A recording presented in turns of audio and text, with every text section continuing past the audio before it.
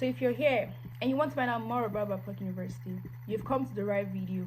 Hi, welcome back to my YouTube channel. I'm going to be addressing frequently asked questions about Babcock University. First person said, if you're given physiology instead of medicine and you applied instead of medicine you applied for in Babcock, what can you do to change that?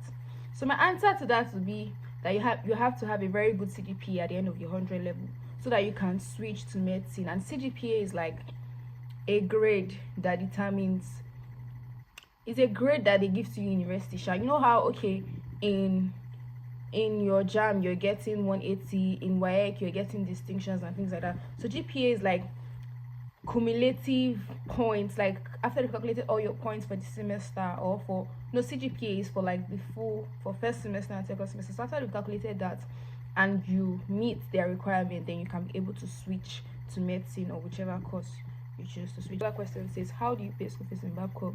I'm going to be addressing everything relating to school fees, acceptance fee.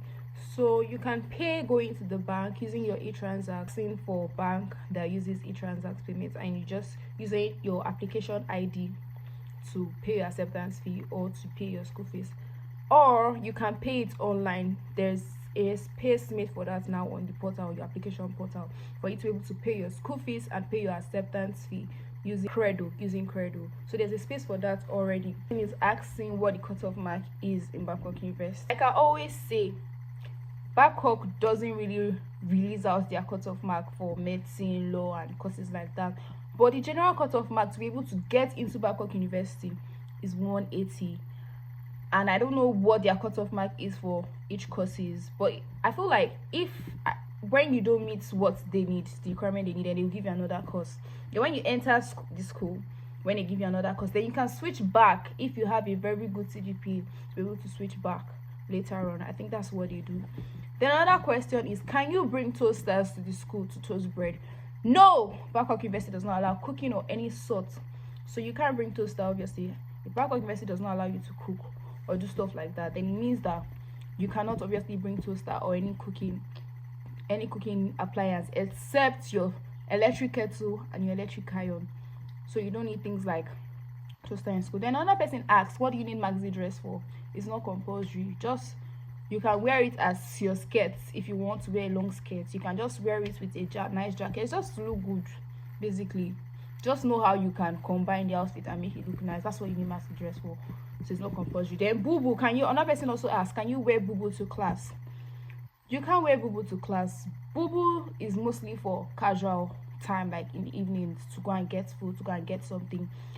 If you want to wear boo-boo to class or church, it has to be those classy looking, really nice looking boo-boos, not just the regular weird looking boo-boos. Nobody's going to allow you wear that of your hostel during official hours. Another person also asked, is white sneakers allowed? Yes, sneakers of any color, any type are allowed in Babcock University. And what do we wear sneakers for? For sports. If you want to go to the gym, you want to play football, or whatever you want to do, any sports related activities, that's what they allow sneakers for. Or that's where you can wear sneakers to, because sneakers are actually allowed.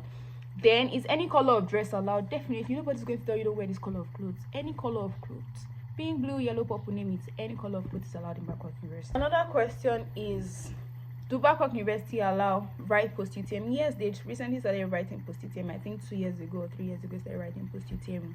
So after picking your center online on your application portal, then when it's time and the date, just ensure that you're at your screening center to write your post-UTME. You write your post-UTME. It's just like JAM. Just study like you're studying for JAM, nothing special. So just study like you're studying for JAM. Okay? Good luck. Another question is, did I pick my roommates? Okay, in 100 level first semester, I did not pick my roommate because I was new. I knew nothing. I didn't know it was possible to pick roommates. But like in my second semester, I stayed with my roommates that I stayed with in first semester.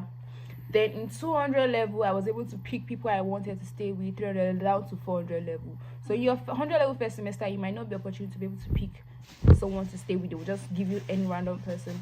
But like going further, then you can now pick whoever you want to stay with in the same room. I get a lot of funny and weird questions, but I mean, you have no idea. So now someone asked, is there table and chair? Yes, there's table and chair. In your class, there's table and chair. In the reading room, there's table and chair. In your rooms, yes, there are also table and chairs in the room for you to be able to read or keep your stuff. Okay, that question is that oats are allowed in Babcock? Yes, oats are allowed. As far as you can use your kettle or that to make oats or custard, they're allowed in Babcock University. Granola is also allowed. Then can you stay outside of the hostel? Yes, you can stay off campus. I think they now allow 100 level 2 to stay off campus. You just have to write letter, sign. There are lots of procedures to it. So once you go through that procedure, yes, you can stay off campus. Can you also go out of school? Yes, you can go out of school. Your parents will write letter. You need their signatures. You need their ID card. You also need to sign with your lecturers, your whole and a whole process. Well, it's not a lot of process.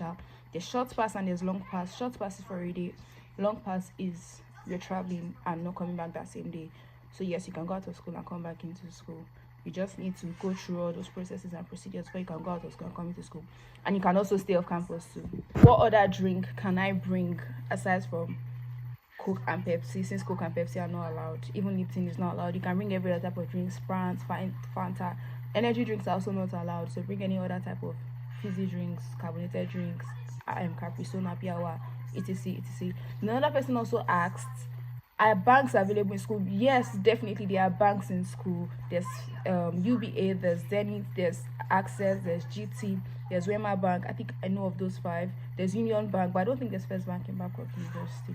There's AC in the hostel. No, there's no AC in your hostel. There's AC only in your class. Are there fans in the room? Yes, there are fans in the room. You can also bring your own electric fan, any size that you like, the small one, the one that can stand, but not too big. Portable one you can carry. It's just on you. Yes, you can bring. Then also the person also asked, is there always electricity? Yes, there's always electricity involved. There are just times where there's usually a downtime, and it doesn't usually last for long. It can just be like for a few hours or overnight or something like that, but there's usually electricity in Babcock University, so don't worry, don't fear. Person asked, can you bring packets of drinks? Yes, definitely bring packet. In fact, you can even come and bring a whole what's the name of this thing, warehouse of drinks to school. Yes, you can bring a whole warehouse of drinks to school. Then this person said, if I have a tattoo, will Babcock University allow me? Yes, Babcock University will allow you. If your tattoo is not in a visible place, fine and good. If it's in a visible place, you can just register that you already have a tattoo before coming to school. But if it's not in a visible place, you're good to go. And even while you're in school, you decide that, okay, I still want to go and have tattoo in my 200 level, 300 level. Yes, have it, but don't have it in a visible place.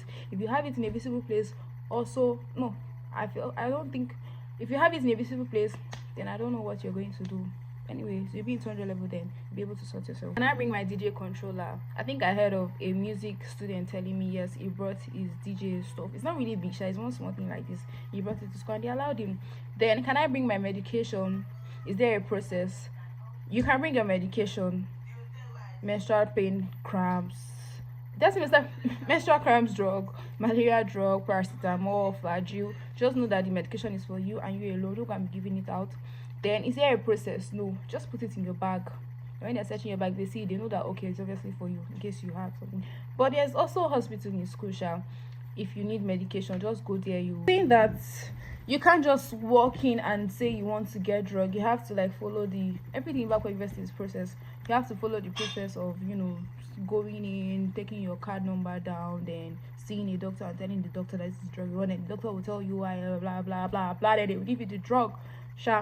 Then blow dryer is allowed. Yes, blow dryer is allowed. Any of your hair things, equipment that you need is allowed. Straightener, coiler, hot comb, blow dryer, yes, everything like that is allowed. Are Muslims allowed to wear hijab? No, Muslims are not allowed to wear hijab. They used to before, but now what they start allowing them to do is tie a scarf. You can tie your normal scarf and just cover up. They're not against you covering yourself, but just use a scarf instead of hijab. Then the only time I know that they allow them wear hijab is during their fasting period and they want to go to the mosque. Then they can wear their hijab when they get to the mosque, not around the school environment. And yes, there's a mosque in Babcock University for students when they are fasting or when they need to go to the mosque. There's a mosque. When you come to school, you find out where the mosque is. Locks are allowed. And what if you already have locks? Locks are not allowed in Babcock University, but I still see people carry locks. I don't know why they allow them, and the locks are usually longer. They look like those natural ones, so I feel like maybe that's why they allow them. Because you know how some of these churches, I think CNS churches, want you to be on your dread, and maybe they tell them and there's a valid reason for the locks. But if your locks is just for I think maybe you just feel like being on locks, I think that's the one they don't allow. Because I had a friend in 200 level, yes, they told her to cut it off and then she took it off.